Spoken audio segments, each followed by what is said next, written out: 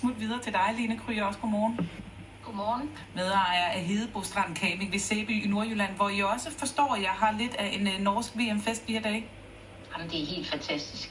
Det er simpelthen så skønt. Altså, vi har så mange norske gæster, og der egentlig bare kommer her, fordi de gerne vil se fodbold sammen med de andre norske gæster. Så ja, det er helt vildt.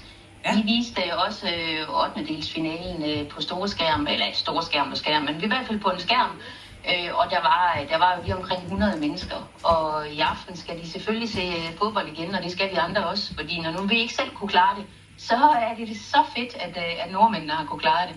Og I er bare så en campingplads, hvor der kommer mange nordmænd, eller hvad? Vi har rigtig nordmænd, ja. Eller rigtig mange nordmænd. Vi har både fastlæggere, norske fastlæggere, og vi har norske turister, og i år har været helt vildt. Men jeg vil sige også, udover det, så kommer der også folk fra området, altså folk, der holder ferie andre steder i sommerhus eller på andre campingpladser eller sådan noget fra Norge. De kommer også her og ser fodbold i aften, så det er helt fantastisk. Så hvad regner I med i aften?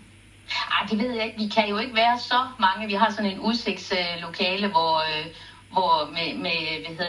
vi nok sådan lige kan presse de der 100 mennesker ind. Men de skal stå ude på terrassen også, tror vi. Så vi har gjort klar til det. Det tror jeg, de kommer til at gøre. Ja. Fornemmer du samme optimisme, som vi lige hørte fra Stian? Ja, det gør jeg. Altså, nordmændene tror på det.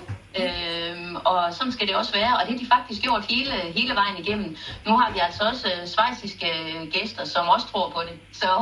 Så det spørgsmålet er, hvem der vinder jo. Men, fantastisk, I også lige har dem med. Ja, jamen ja. Altså fantastisk. Lene Kryer, jeg tænker, I skal i gang med en masse forberedelser så til fuldstændig fuldt hus lidt senere i aften. Det skal vi nemlig, ja.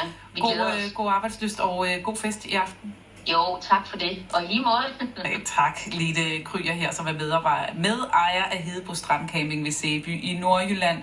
Og så kan jeg jo sige velkommen her i studiet til dig, Ole Jørgen Schultz.